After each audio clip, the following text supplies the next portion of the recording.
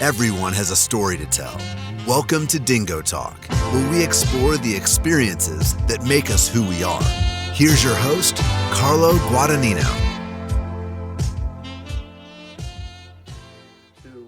What's going on, Chuckleheads? I am Carlo Guadagnino. This is DingoTalk, and my guest this week is the head football coach of the Lebanon Valley College Dutchmen, Flying Dutchmen, I believe, J.R. Drake. Before we get into that, we're going to do the same thing we do every week. We're going to give you some of the information about the school, a little bit of a tidbit in their rankings for something other than we normally do with sports. So, about 1,600 students. It's $65,000 to go there before you get aid. Most of their students are qualifying for aid. After aid, it's about $26,000. There's also scholarship opportunities for, a list of things. So make sure you keep your GPA in a great spot. The acceptance rate is a 77%. The graduation rate is a 77%. The top three majors are kinesiology and exercise science, business admin and management, and early childhood education / teaching. The other important stat from Lebanon Valley College is that they're number one in job placement for the state of Pennsylvania, for any university in the state of Pennsylvania. They're number 4 in the country of job placements when you graduate from there, and it's within a year. That's not a stat we're talking 5 years down the road. You put your money in, you do your time. They're placing people within a year to places. So, as I've said, make sure that you talk to your admissions counselors, you talk to your guidance counselors, you talk to the coaches that are recruiting you.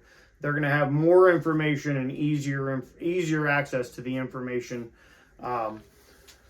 But we are here to talk about Coach J.R. Drake, graduate of LVC. Coach is there for a little bit, goes away, comes back, and is now the head coach, takes over from what he considers one of the guys that molded him. So it's not my job to tell his story. It's Coach Drake's job. So without further ado, this is Coach Drake.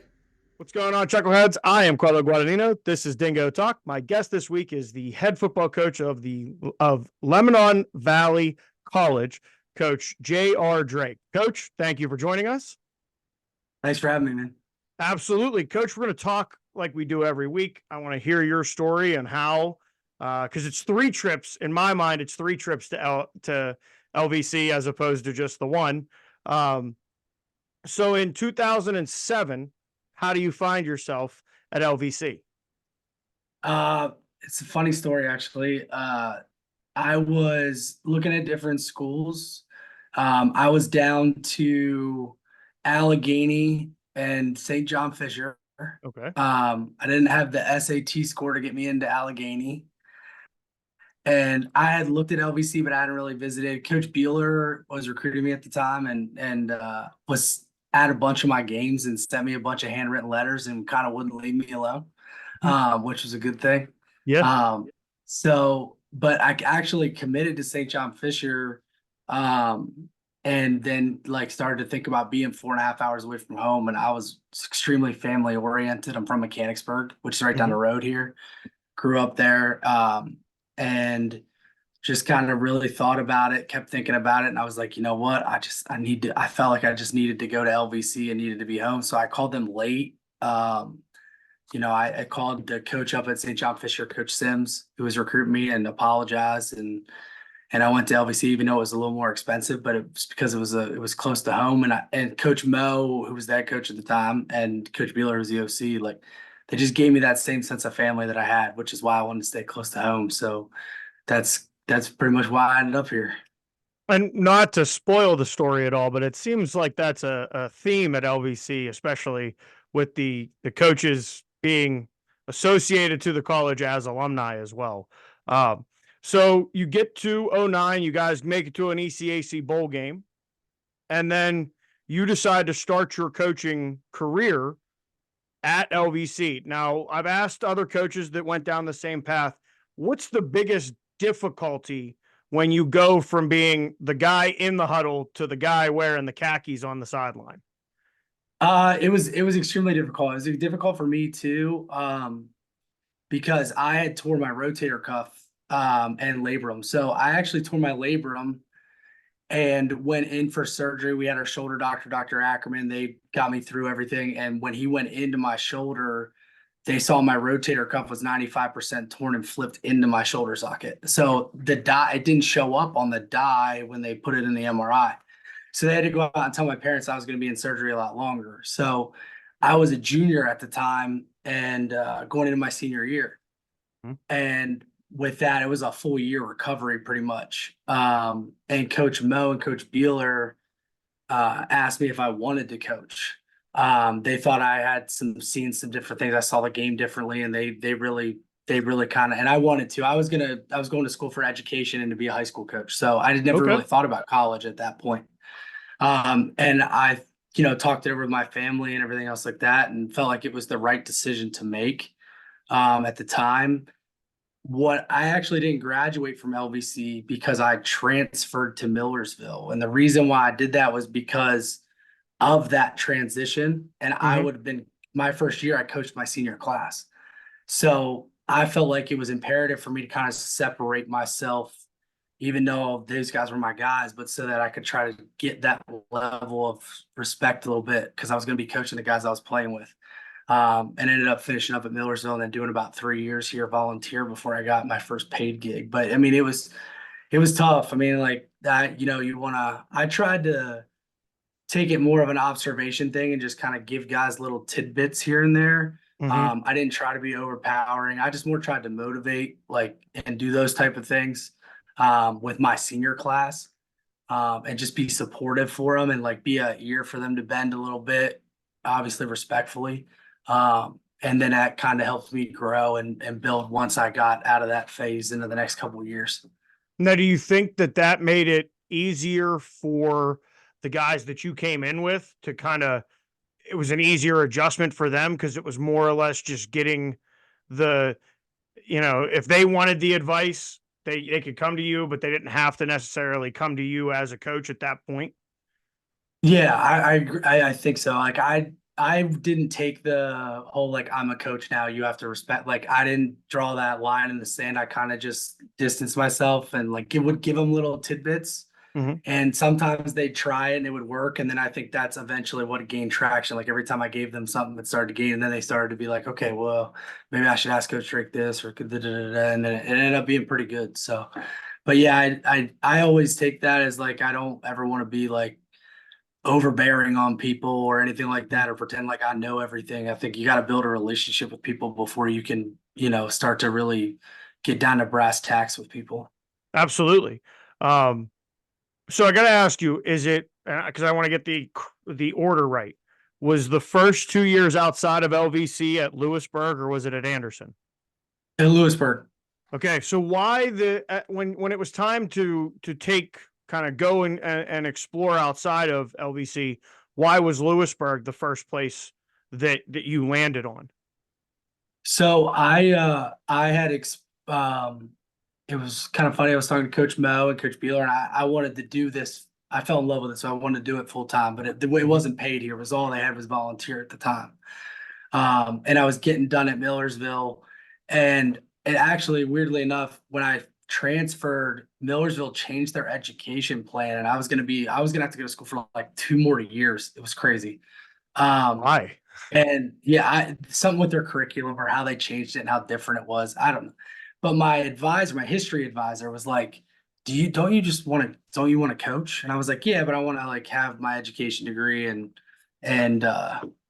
teach, and coach at high school. But he's like, don't you love college? And I was like, yeah, absolutely. I'd love to do that. He's like, well, why don't you do it? And I was like, oh, that's a good point. So then I talked to Coach Mo and Coach Beeler, and that to help them with their connections and things like that. And I wrote every single NFL coach a letter, every single Division I coach a letter, and then anything that came up on Football Scoop I applied for. And Lewisburg had a job opening as a DB's coach. I was a wide receivers coach. Played DB in high school and wide receiver. I was a two-way starter, but I didn't play in college. So Coach Wanger, who's the DB's coach here still 18 years later, helped me and got me ready for the interview. I got an interview when I applied and everything else to go down there. And him and Donnie Burton at the time, it was his assistant, who I played with, got me ready to go down there and get the job, and I ended up getting it.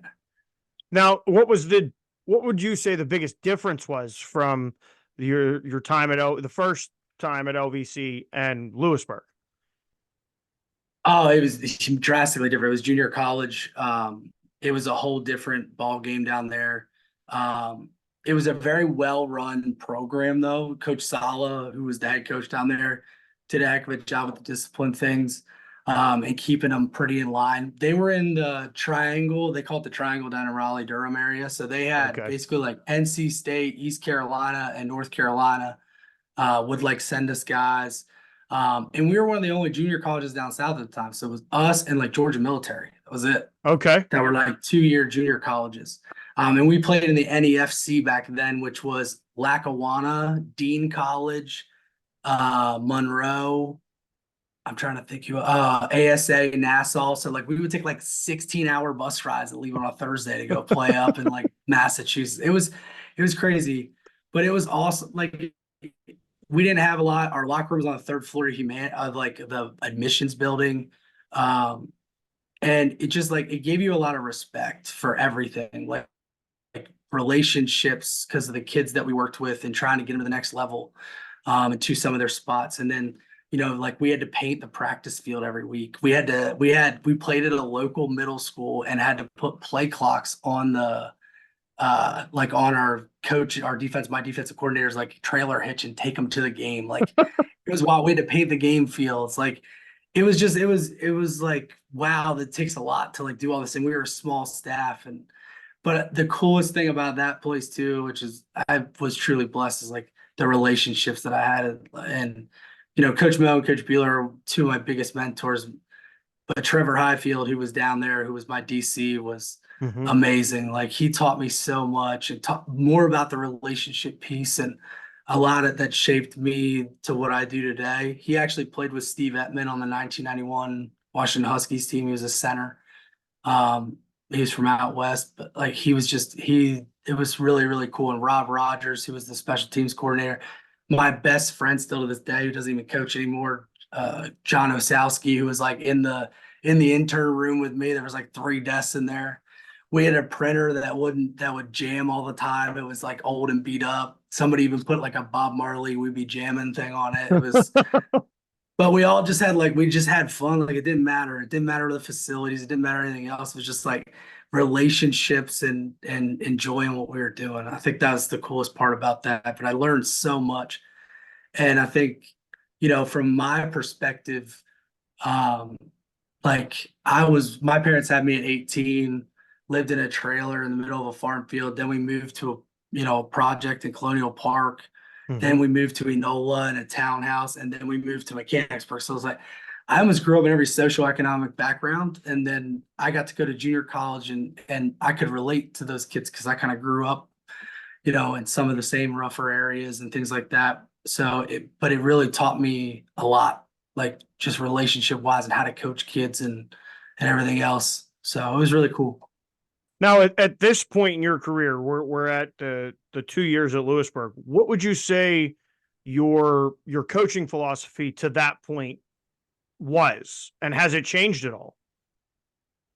I mean, it was just it was. I always knew. So like, my dad always laughs because we talk about it all the time. But like when I was like 12 years old, I told like he coached little ponies, like 10, 11-year-old, and I played since I was 6, and it was when, I can't remember when it was, but it was like when Reggie Bush, when they were getting busted for all the buying him a house and all that stuff that ever goes on at Division I. And one day when I was 12, I looked at it and I just said, I just want to coach and win, but I want to just do it the right way and care about people.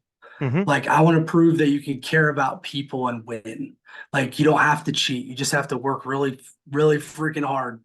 Yeah. And outwork everybody else around you, but build relationships with the kids so that they play to a different level. So that was kind of always the dream. So that was always kind of my philosophy. I think I learned how to articulate building relationships better. Trevor Highfield taught me the one thing that's my golden rule here. I tell all the kids on first day camp every year, I'm going to tell you I love you, and I'm going to tell you I appreciate it. If you don't like it, you'll get over it. But it's true. I do. And that's the thing, is like without those guys, without our kids, like without the kids that play for us, like we're nothing. So, Yeah. and they have to follow. So I appreciate them going to class and doing everything that they do. I appreciate them staying out of trouble. I appreciate them doing all that stuff. And I do, I love them.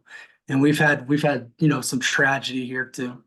We lost one of our D linemen that played for me for 5 years last year in the spring when he was in his internship in the XFL.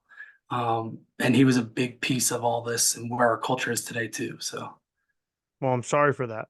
I'm sorry for that. I appreciate it. He's a special human being, man. This is pretty cool. So Now, after your 2 years at Lewisburg, you make the jump to Anderson. Why was it time to move on? So that was one of the toughest decisions I ever had to make in my career. John Solid was the head coach at the time at Anderson, got that job up in Anderson. And Highfield was staying to be the head coach at Lewisburg. And actually, so I was going back and forth. I loved Coach Highfield, but junior college at the time was not really looked upon that great as a coach, like in experience. I mean, if we're just being blatantly honest. Yeah. So I was in a flux and I didn't know what to do because I still talk to Highfield almost every day, and he's out in Forks, Washington now, coaching high school football up in the northwest corner. He's from out there in Oregon. He's a out west coast guy, but we talk still all the time, and I talk to Coach Salas still too. And I called Coach Beeler. He recruited me at 18. I worked for him. I played for him, and I said, Coach, I don't know what to do. And he said, you got to go with Coach Sala because it's the best move for your career. It's not the emotional move that you want, but it's the best move to further your career, get back to D3 and all that. And I remember that was one of the hardest conversations. I had to pick up the phone and call Coach Highfield and tell him. And to his credit, he was amazing, and he understood. So it was pretty cool, but it was still one of the hardest decisions I ever had to make. Now, what difference do you notice from Lewisburg, where you got to go paint the lines on the field and bring the play clock down and all that? What happens when you guys, and what's the culture like when you guys get to Anderson? So when we get to Anderson, we get there in the spring. First of all, I left North Carolina. It was 60 degrees. It was January. It was 60 degrees, and we drove to Anderson, Indiana, and it was -10 when we got there. And I immediately was like, what did I just do? But at that point in time, the Colts had training camp there year in and year out. They had nice facilities. It was really nice, but they hadn't won more than one game in over 10 years. They were an old NAIA that transitioned to D3. It's actually the headquarters for the Religion for the Church of God, so it was super religious. Okay. There was a lot of tight rules on players and at the college and all that. And they kind of had like a flux of just coaches in and out, in and out, in and out. So it was, you had a lot of mistrust, a lot of, you guys are going to be gone, all that. There was, I think, 28 guys on the roster when we showed up. So but there were pieces there to build. Like we could do it. We could build it and we could get it done. I felt like it was a good place to start. I think they just needed some consistency and things like that. So we went to work and everything else. It was much different. Like they had the Kardatsky Wellness Center, which was indoor track, and like the weight room was nice. Like the weight room at Lewisburg was like in a garage. It was like a bench and a couple squat racks. And it was, the offices were nice. Like I remember Pep Hamilton, I think, had my office when the Colts came into town. Like it was, so they were all nice. They used our facility. Peyton Manning had paid for the floors to be heated in the showers in the locker room. Like, so it had some decent stuff going on. The stadium, however, wasn't the greatest, but it is what it is. So, but yeah, it was printer much worked, different. right? Yes, correct. The printer did work. Nothing ever jammed. It was amazing. So, but yeah, no, I mean, it was definitely much different. It was more like LVC, but it's still not as nice as LVC, but there were, everywhere has its challenges. I think that's the biggest thing. And I like the Lewisburg thing, as much as it was rough, like it taught you how to problem solve. Yeah. Like you had to figure it out. There was no like just complaining about problems. Like you had to figure it out. And I think that's one of the biggest things I learned from there to Anderson. Now, I guess my biggest question to this point of the interview is, why was it time after 2 years at Anderson? Why was it time to go home? So it was 2 years at Anderson. We Coach Osowski and I and Coach Sala and a couple other guys. Actually, Nick Thayer was my graduate assistant. He was the defense coordinator at Anna Maria the last couple of years, and he was Bethany looking to, now, I think right? he might. And I was gonna say I didn't want to say it because I didn't know if it was true or not because I was on the phone with him the other week. Yeah, So, but yeah, he's they at Bethany announced it. now. They announced it last Yeah, week. Monday I was he started. yeah, because he called me probably like a couple days before that to ask me what I thought and things like that. So, but he was my graduate assistant at Anderson, so it's nice to see him keeping going. He's a good coach, good guy. But we That's were good out news for there. me that's good news for me as a Bison. Let's just put that out Nice. there. So Yeah, I think he really feels like they got it going out there. So I think I'd be interested to see what they do. But yeah, he was pretty confident. So I'm just happy for him. He was always he was always in there grinding with me every day and up early, late nights, all that stuff. I probably worked him a little too hard, probably, he'd tell you that. But yeah, so we were there the first year we actually won 2 games. okay. I actually have I showed it to you, Bob, but I actually have the picture. The second game we won, and it's a picture of me and Sammy Faulkner was our senior starting linebacker. But it was there's 0-0 and it's 17-13 us. It says 3rd down and 1, ball on the 1. We had an 8-play goal line stand. So we stopped them on the 4th down, but we face masked them and they got a whole new set of downs. Woo! Yep. And oddly enough, the guys who were coaching Defiance at the time was Casey Golf and Aaron, who I coached against at Miz, and then Golf went to TCNJ. So it was actually kind of funny. So, but yeah, it was the craziest game I've ever been a part of. But like, we won 2 games, and you would have thought we won the Super Bowl. Okay. And we had 2 really good recruiting classes. We were starting to make the trend. So I was there for 2 seasons, and then through the off season. And there were some guys leaving. The school was not very supportive Okay. of the football program. It seemed like football was a necessity for enrollment. Like they weren't trying to help us, or they wanted us to bring in 60 guys, and then they were really high academic and letting in lower GPAs and not giving us the help they needed, and it just didn't feel like there was enough support there. And it was, I just felt like and Coach Beeler called me and it was like, hey, he's like, it's time to come home, basically. So I was actually at the team camp, the high school team camp that we've run here forever. And somebody happened to just like, one of the interns quit. So I actually took a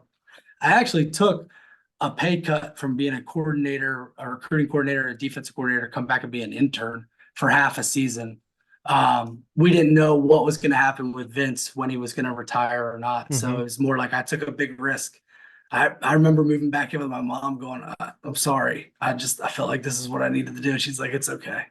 So, but yeah, I just felt like it was time to come home, and it was cool.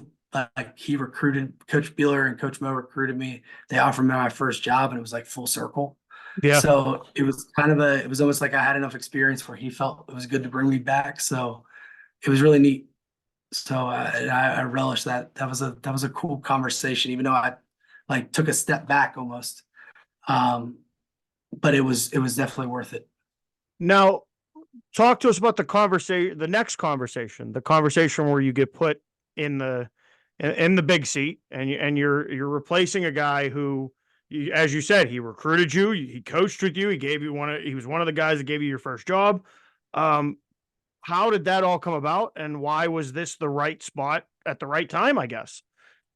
I've been back for 8 years. And Coach Beeler I respect the heck out of him, because he was always a guy that just said, like, listen, if there's ever a day I feel like I can't put the same energy and intensity that I can put into this every day, like I'm going to have to hang it up. And when I came back in 2018, I think we were 6-4.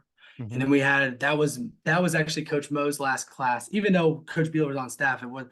So that was Coach Mo's the last class was the next class the next year. And that was kind of a hodgepodge recruiting wise because Coach Mo was retiring and Coach Beeler didn't know if he was going to get the job. Like they didn't know what was going to happen there. So they got started late and they really didn't have a couple guys that fit real well. There was a couple problems. So we ended up going like 2-8, I think. And that was my first year as the DC. And it was a tough year. It was, I remember I took this jump and I came and my fiance at the time was 9 months pregnant with my daughter, who's now 5. And I remember we lost to FDU and we were like we were 0-8. We were actually 0-8. We won the last 2 games.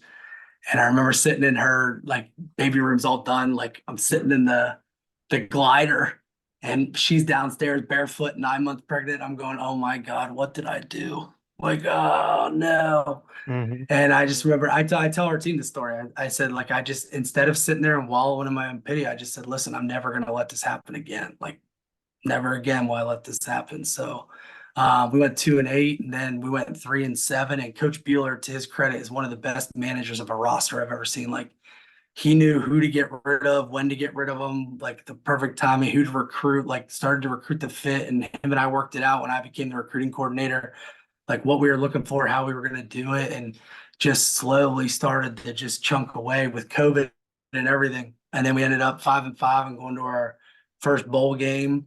And then he retired and I got the job. And then we went 6-4 at our first winning season in 10 years and went to back-to-back bowl games since I played.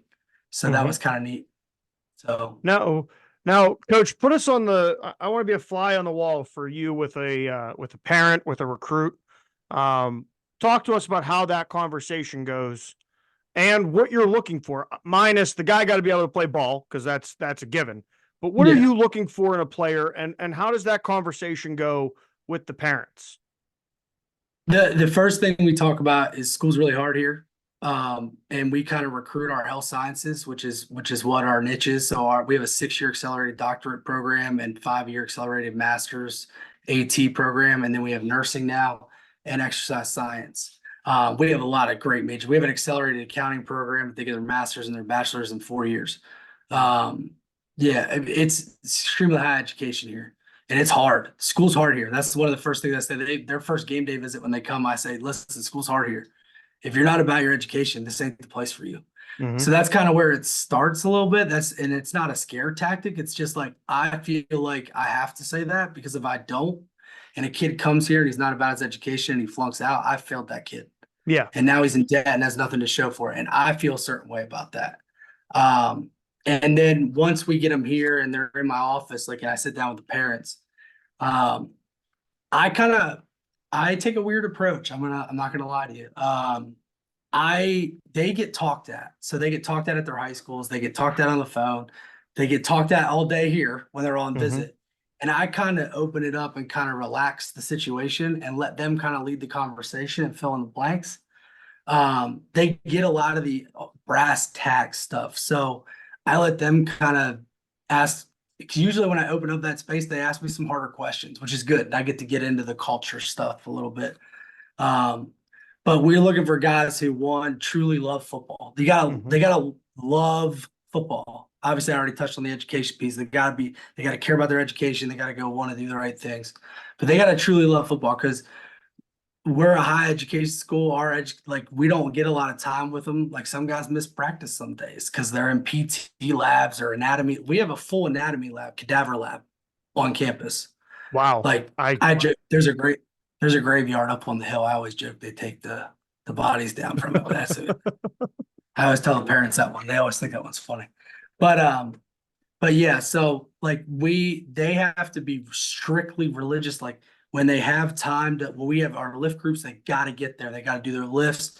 They got to make sure they get all their studies done. Most of them are rocking 15 to 18 credits to graduate in those accelerated programs, which is the most we have.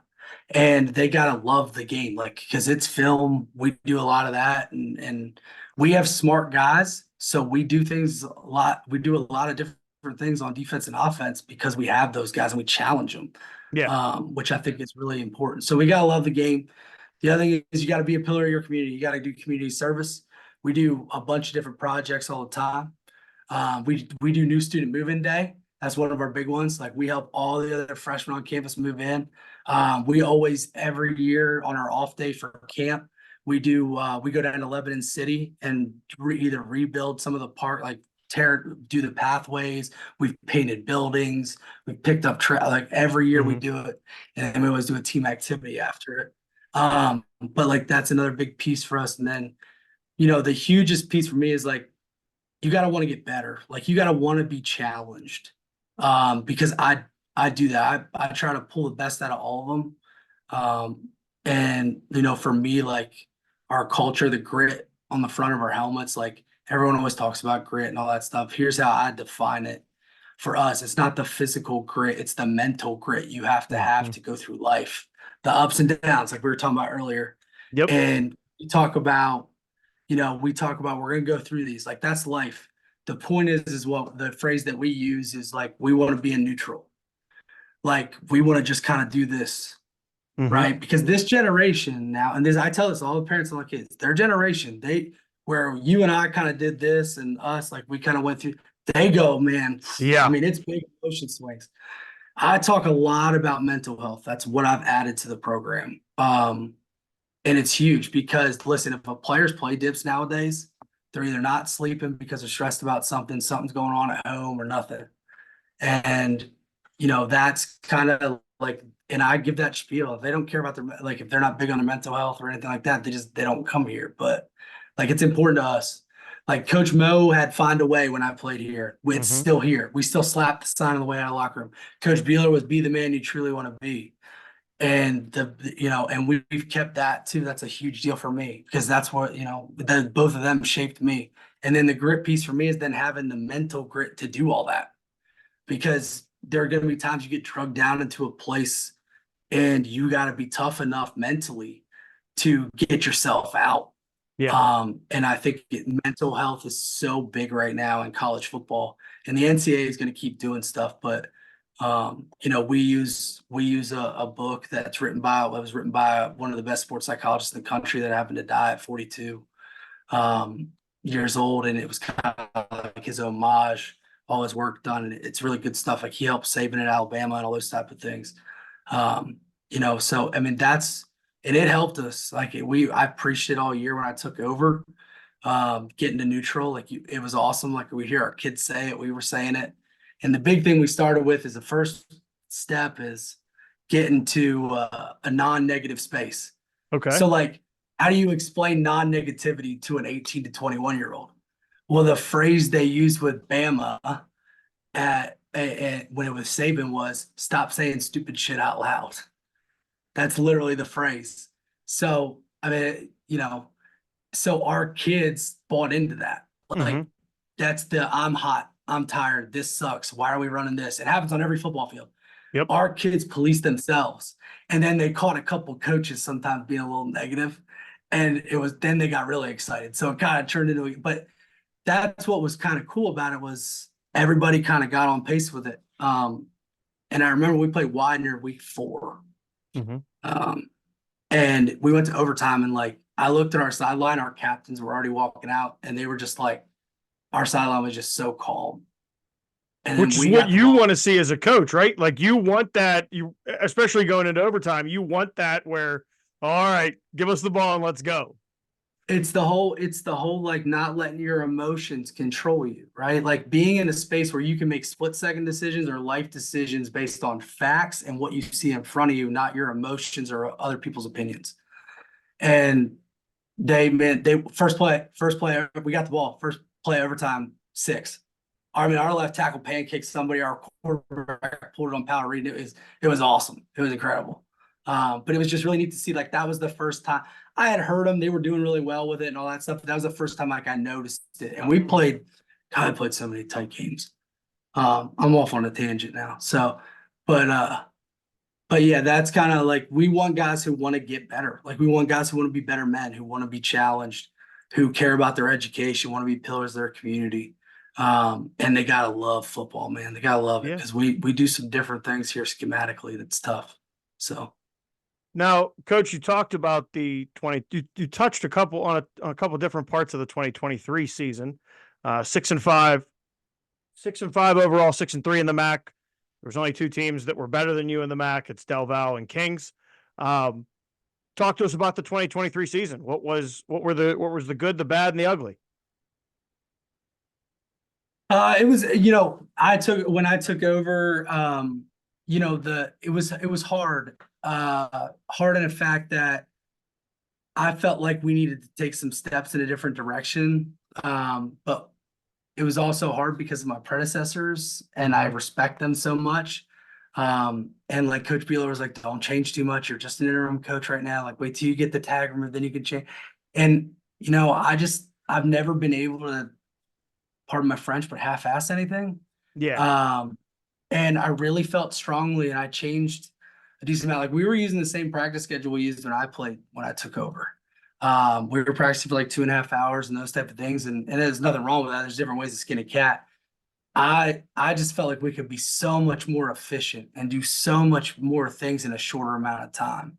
Okay. And I challenged our coaches and I challenged our team, and we changed a lot with the schedule.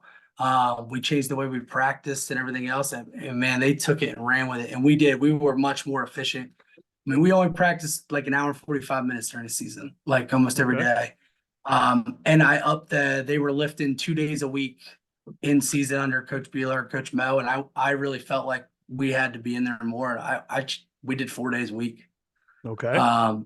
We got them in there Sunday. They went in Sunday morning right after games, and we got that lactic acid moving and going. And then credit to our strength and conditioning staff. They're amazing. We have a lot of research with the PT department that we use. I'm no dummy. I use the resources that we have. I don't think I know everything. And I think the big thing is like, there's so many, we have the resources, but like, I try to build a community around our team so that they can kind of feel comfortable in that space. I say that a lot with our guys, like we got to do the right things and build a community around us. But, we didn't have any significant injuries during the season or at the end of the season. We measured their weights all year long because that was always a big problem in the past. They would lose a lot of weight near the end of the year. Nobody lost any weight. Our freshmen gained weight. It was awesome. Which is what you want. Yep. Yeah. So, but like, here's the deal. I just felt a certain way. I felt like that's what I was supposed to do. I mean, like, and I talked it out with our strength coaches and I didn't tell them what to do or how to do it. I just thought that that's the amount of time. I let everybody do their job and just trusted them, and everything else. And it worked out really well.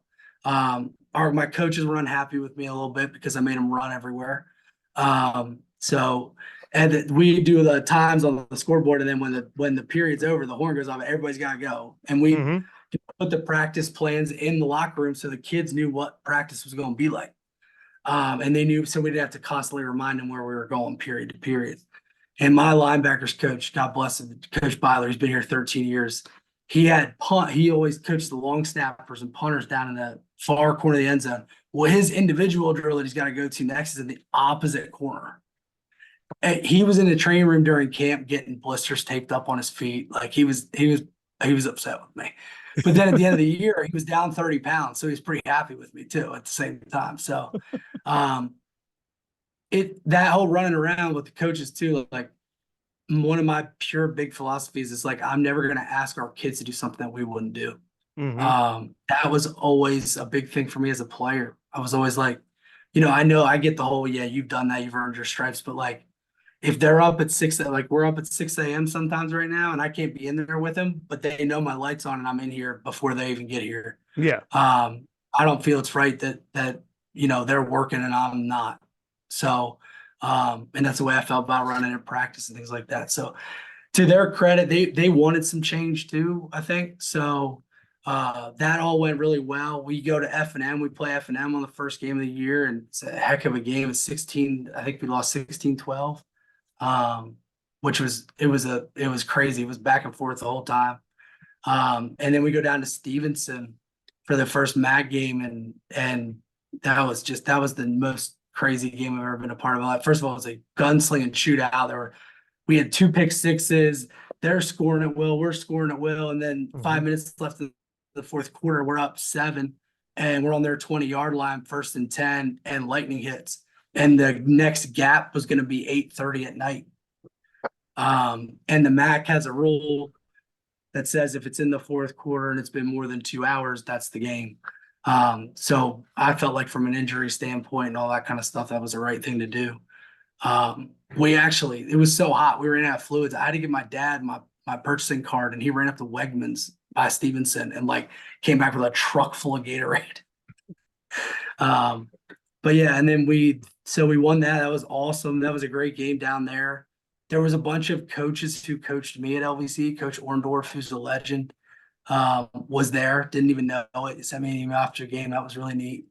And then we played who's next? Miz. Played Miz and Eastern next and did handle business. They were both tough games. Like we struggled a little bit against Miz in the beginning. Eastern was that hurricane weekend, and it was ugly, like weather-wise. And then we went down to Widener and won in overtime. Blew a little bit of a lead late.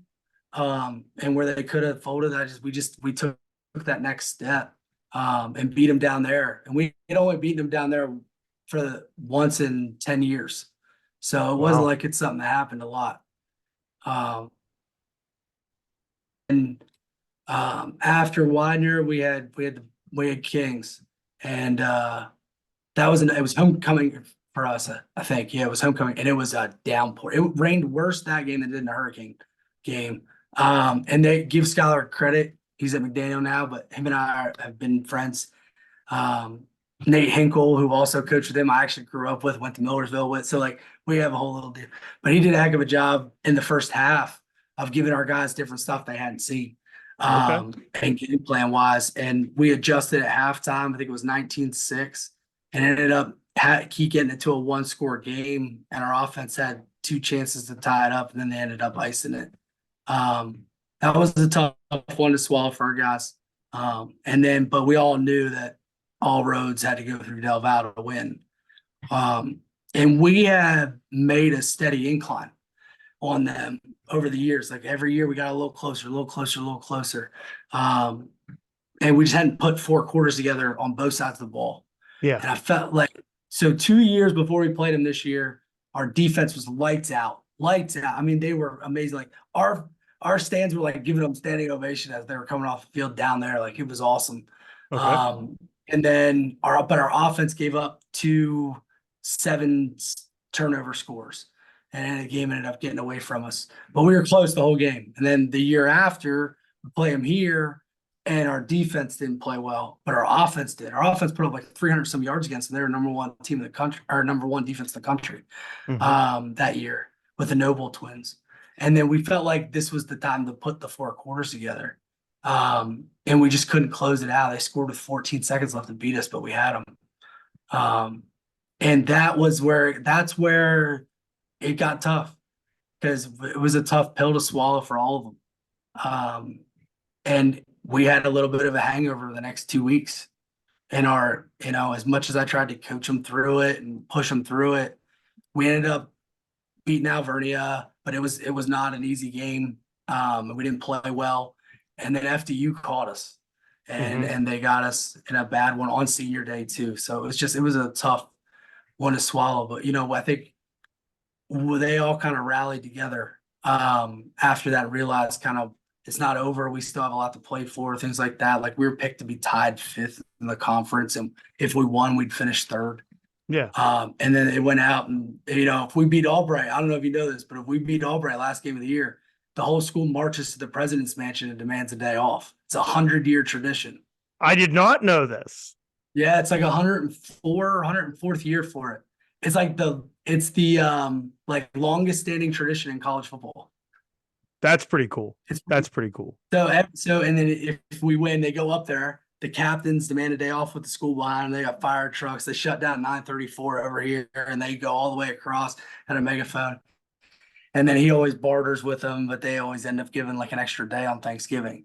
So I always say, like, even if they don't watch football or go to a football game on LVC's campus, everybody knows when it's Albright week. So I'm getting emails from professors like, "Hey, you got to win. Make sure you win on Saturday." It's funny. So it's hilarious. Everybody's an LVC fan on Albright Day, but they won, and then we got Muhlenberg in the draw. Was the first team left out of the playoffs. Yeah. And they were scoring 40 points a game and 400 yards of offense. And our defense, like our guys were ready. They wanted them. And they played their tails off. And Muhlenberg was trying to put up 40 and 40 because if they did, they would have been the best offense ever in school history, which we actually accomplished as a defense in 2021. We were the best defense ever in LVC history. But some of those guys were still on this team. And we went down there and it was final score was 23-7. And tight end, they got All-American. We put our best player on him and he held him to 2 catches. It was pretty awesome. Okay. So, but everything happens for a reason. Here's what I'll say about the season is like, if we don't lose that game to Del Val, I don't have 13 fifth-year seniors coming back to play next year. They had a road off into the sunset. So and now they're coming back hungry. Yeah. Yeah, we lose 3 total starters on both sides of the ball total, like 3 guys from last year's team. Yeah. Wow. So, yeah. Now, it's interesting you brought up Muhlenberg being one of the first schools out or the last school left off. I know Linfield was kind of in that conversation as well of maybe they should have been there. St. John's out in Minnesota, I think, was in that conversation. A lot of talk about the Division III playoff system, and there needs to be an adjustment made. It's grossly under the amount of schools getting in versus the amount of schools the amount of teams there are doesn't make sense. Where do you sit? Is it 32? Is it 40? Where do we need to get to or it's at 32 right now, right? Yeah. Yeah. So it's at 32 right now. Does it need to go to 40 or where do we need it to be where it benefits the student athletes at the end of the day? I think it's got to go to 40. I go back to when I played the 2009 last year. We were 9-1, or we were 8-1. Del Val was 8-1, and Albright was 8-1, and we played Albright last game of the year, and they took 2 teams from the MAC that year. And remember, we were playing like we felt like we were playing for playoffs. Even though we had lost to Del Val and Albright had lost to them, and they kind of won it, but like we were playing for an at-large bid. But that was back then. They've added so many conferences and teams now. There's not very many whatever they call them, pool C teams. Yeah. I think it makes the game more fun late in the year. Like if you got something to play for, and like I go back to us, for example, we lose to Del Val. If we beat them, we got a 3-way tie for first place, and everybody's playing out the rest of the year to see how it goes. And instead, like our kids felt like it was over, like their dreams were crushed, right? Where like if you have more to play for at the end of the year other than just the bowl games, but like you can get into the playoffs if you finish second in your conference or have like 1 or 2 losses. I think what you're doing is you're giving them more relevant to play for. I go back to it's almost like the old BCS days where like you got 1 loss and the computer system 3 out, right? Like it's almost like life or death. Like, you know what I mean? Like, and the game's supposed to be fun. There should be more to play for. And how many teams are we leaving? Like Muhlenberg was a really good football team. Yes, they were. We threw stuff at them that they hadn't seen all year from us on defense. We kind of put a fun little scheme together for them, and just decided to have fun with it. And they had we gave them a lot of stuff to look at. So, and that's the reason why. I mean, we kept it close, and our offense did a good job. They just missed some throws, or we'd have been really in it. But like that quarterback's legit, and that tight end's legit. They're all American. And for them to be left out at 9-1, scoring 40 points a game and 400 yards, like, come on now. And Coach Nate's a great coach. Great coach. And let's look at their one loss. Their one loss comes on a loop play. Not blocked, shovel pass, kid walks into the end zone, and everybody watching the game goes, wait, did they score? Is that legal? And then you realize not only was it all that, but the kid that it fell into his hands was Hopkins' best player. Yeah. It's like, what more could you ask for? It was almost like it was scripted. And that's the thing is you look at at their loss and you go, that team is literally one play away from being undefeated. How are they not getting a chance? Yeah. So, Well, and here's like, we were looking at it because we didn't know who we were going to play, right? Like, because if they went, then it drops down and the MAC seeding and all that stuff. And I'm looking at it, and I remember looking at it that week and having conversations with my assistants in here and just going, there's no way they don't go. And the reason why I said that was because Hopkins beat Ithaca. Ithaca won that conference, and they took Union instead of Muhlenberg. So, like, if your number one team beats the other conference's number one team, common sense would tell me. I mean, I'm not on the committee. I'm not saying anything. I'm just saying, like, how I thought about it. I'm not saying anybody's wrong. I don't know everything, but like, to me, I felt like we weren't even going to see them. Like, I was surprised. I was surprised when we got them. And so, and they put them in a weird situation like that last game that they played against Montclair. Like, they were trying to win like 60 or 70 to prove a point, like, because they had to beat Montclair by the same spread that Union beat Montclair. yes. Like, and one that, like, that's a bad situation to be in as a coach. Like, you're doing what you have to do for your guys, but you don't want to be running up the score on people or being unsportsmanlike. Like, it's just it needs to change just from that aspect, in my opinion. Like, that was a tough deal. I didn't like watching that. And I've seen that happen before at college. Like, we talk about this. Susquehanna got left out a couple years ago, and they hung 80 something on Wilkes, and that was abysmal. Like, that should never happen. Like, it's about the kids. It ain't about everybody's egos, and that's one of my big pet peeves. I'm not an ego guy, and that when you make it about egos and that kind of stuff and not about the kids, and you're doing that to a group of men who played well enough to make a bowl game, that's upsetting to me. Yeah, no, and unfortunately that is some of these guys get left off, or they, you have that great season and you're looking at your guys in the locker room, I'm sure, going, well, hey, seniors, this is the last dance. Go out there and have a ball. But to hang an 80, not to run the score up on someone in a bowl game, that's kind of the point of, if you expand the playoffs, you avoid that animosity there and let the game just be a game. It's great that the bowl games are expanding and we're getting all these. You guys in the Centennial and the MAC have a bowl series now. I saw the OAC and the PAC have a bowl series. There's a New England bowl series. There's the I always get the name wrong, but the one out there for the WEAC school, the two WEAC schools that don't end up getting in. But so with all that being said, one of the last questions before we get into the rapid fire segment, what is for you? You're a D3 guy. What's the significance of Division III for student athletes? A rephrase? What do you mean significance? Like, what are you going towards? So, we talk about how you're going to go to Division I school. The 1% of the 1% go and they get drafted.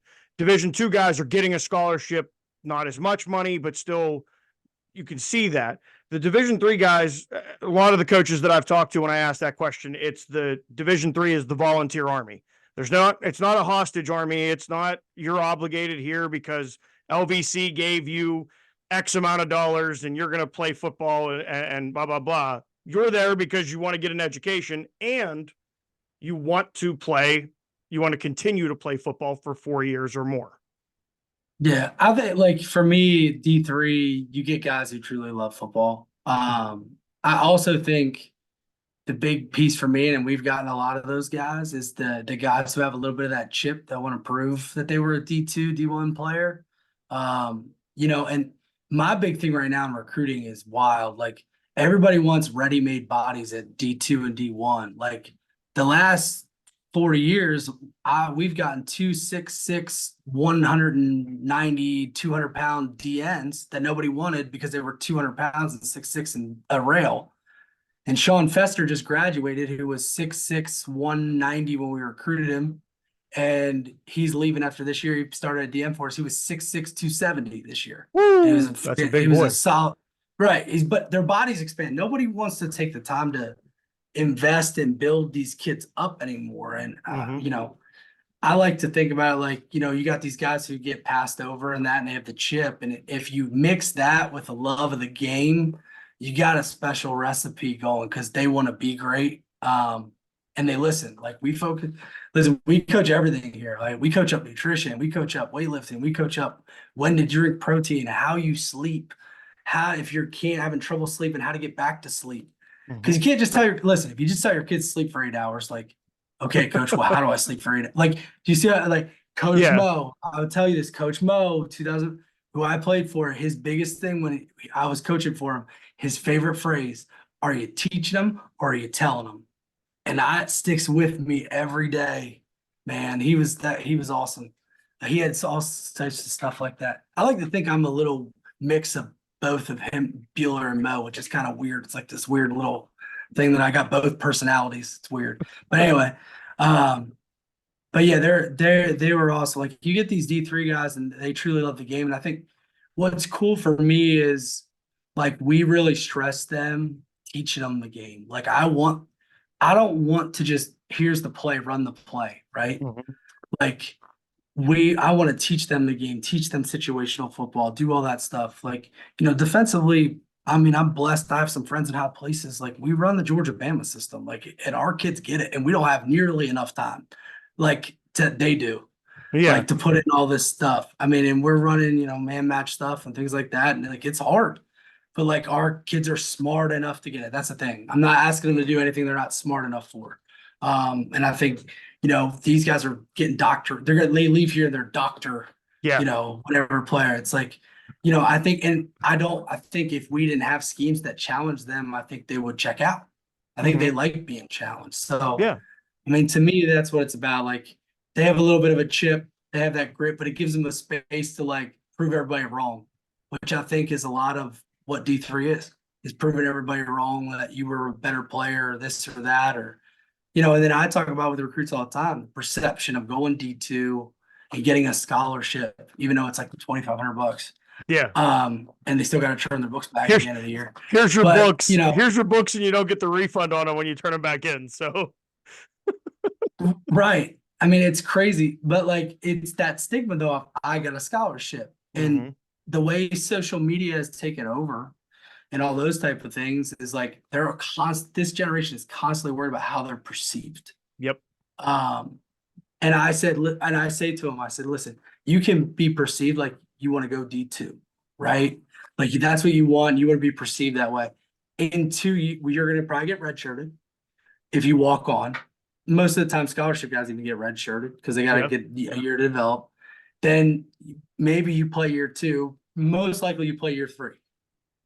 First of all, everybody from your high school and everybody you were worried about forgot about you at that point. You haven't played in 2 years. You see what I'm saying? It's true. But if you're a borderline guy and you come to D3, you end up playing as a freshman on special teams or on in a package, and then your sophomore year, you're a dominant player. Like everybody knows who you are.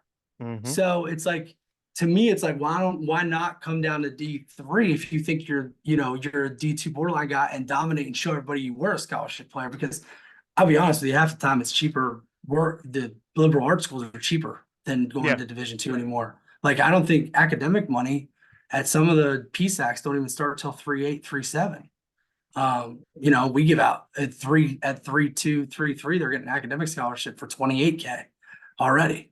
So a lot of the time it ends up cheaper. Well, and I think a lot of people, especially, it's interesting you bring up the PSAC schools. That's as a Pittsburgh kid, that's one of the, Cal U, Clarion, all those. You think of these schools because they're state schools and they are labeled on the cheaper side. You're not thinking about the fact that a lot of the Division III schools, they're going to go out of their way to find you an academic scholarship. They're going to go out and find you, if you're a Fulbright scholar or you're a Kalon scholar, using the Bethany one that pops into my head, the Division III schools seem to go out and find money so that you're not putting yourself $80, $90, $100,000 in debt 4 or 5, 6 years down the road. Coach, this is my favorite part of the show. It's these have nothing to do with football. They're just about you. They're just for us to get to know you. If you could live anywhere in the world, where would it be and why? Probably St. Thomas. because it's mountains and island at the same time. So I can be up on the top of the mountain where nobody can get to me, but I can also go down to the beach and fishing, deep sea. What's the most important lesson that you've learned over your career? Love your players and appreciate your players all day long. If you weren't coaching, what would you be doing? Ah, that's a good one. See, this one always gets. I'd actually be I would have went to culinary school and I'd be a chef. It's like my secret hobby that I like cook gourmet stuff. It's like, yeah, I love it. It takes a certain amount of focus. It's almost relaxing because it gets my mind off some things, but like it's very technical and yeah, I love it. It's my little like secret hobby. I will tell you, Coach, you are the first one that has answered that question in that way. I've gotten banker, I've gotten golf pro, math teacher, chef is not one of them. So that's a Yeah. I love so I'm big foodie, like big time. Like I'll eat anything, I'll try anything. But yeah, like I grew up in restaurants, working and stuff. My dad was the vice president of a restaurant chain out in Central PA at one point, and then cashed it all in, quit and started his own businesses, and he's a nut. But yeah, I've always loved cooking. Like actually for Mother's Day every year, my mom and I bought my mom a cooking class with me to go down and it's gourmet stuff. So I'm always like, you make it hard. I want to see how hard I can get to and all that stuff. Like my dad bought me the Gordon Ramsay master class. Like I do all that stuff over the summer when I have a little bit of time, but it helps take off the edge a little bit. So, Coach, what's the best compliment you've ever received? I actually, this is good. We have a thing at the end of the year where the players fill out stuff, right? Mm-hmm. And they grade us and they can write comments. 5 times out of the players, the best thing that was knows how to have the hard conversations. Like that means I'm making a difference. Like that to me we're having some life conversations and I'm making the right. And I had 5 guys say that, which is pretty neat because it's all anonymous. So, but yeah, that's probably the biggest one. It came from my players, which I appreciate. So yeah. And then on the other side of compliments, and as a coach, I'm sure you've heard some things yelled at you over the years. What's the best insult you've ever received? Oh. Okay, so this is good. So Coach Beeler, when I played, called me first down Drake. And I thought it was because like I'd always get the first down, but it was because I was slow. So I would only get us the first down. And so it was like a backhanded compliment that was really good. It wasn't me he insulted, but I was in the huddle. I will say this was another good one. This is one of my favorites is he went around the huddle, purposely skipped the guy, started to the right of him, went around the huddle. Was like, great job. Because gets to the kid again. You are the turd in this punch bowl of success right now. That was a good one. Whoa. It's clean, it's good, but like it's just the setup of it all too. And it was my buddy Ververka, and he's to this day he's one of those guys that laughs everything off. He thought it was hilarious, like it was good stuff. So, all right, Coach. The last question I've asked everybody this question since we started with the coaches. Was there a question that you were expecting me to ask you? And if so, how would you have answered it? It's a cop out on my part. I get to make you the main ending of the question is that you get to ask it and answer it.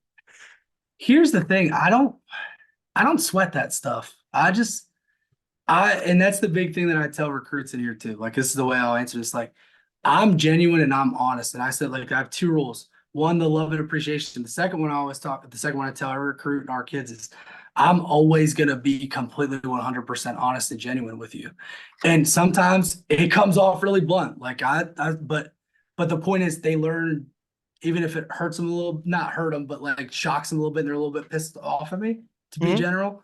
They always know where they stand. They always know what they need to work on. I don't want to ever have a player feel like I lied to them. I don't want that. I want that mistrust, because relationships and getting guys to play together and play for each other is where the play rises in D3. Like, in my opinion, like that team. So to be honest with you, like, I don't sweat that. I came in here, I was like, we're just gonna have a conversation. I'm not gonna worry about questions. Cause like, again, I'm not worried about what I'm gonna say or anything like that. I'm just me. I've always felt that way since I was like 12, 13. I've always been, hey, I'm me. If people don't like me, then, they don't have to. I mean, I'm tatted up from, neck down, leg sleeves, arm sleeves, all that stuff. They all tell a different story. I use them to teach, like Matthew 7:2 on my side. That's judge others how you will be judged, and the measures you use will be measured to you. We talk about don't judge people and all those kind of things. Then I don't let evil overcome you. What Romans 8:18-21 on my other arm. So, I'm a different cat now. So some people, my one buddy said, you might be the most tatted coach in college football. I said, I probably agree with that, but it's just who I am. I've always been me. I outworked and just coached with passion and love and was me. And I think that's the biggest thing that my players respect about me is they know what they're going to get day in and day out. I'm not a phony. I'm not going to preach something and not do it the other way or care about them or things like that. I'm just me. So, Coach, I like that. I like that. I like the way, I think that's a great place for us to end. For those of you that are sticking around, what comes next. It's overtime where I'm going to try to explain more football to my fiance, who's really, God bless her, she's trying. We got through defense last week. We're hoping maybe I'm going to see what she retained from the defensive side of things. So this has been Coach J.R. Drake, the head football coach at Lebanon Valley College. And we will be right back, Chuckleheads.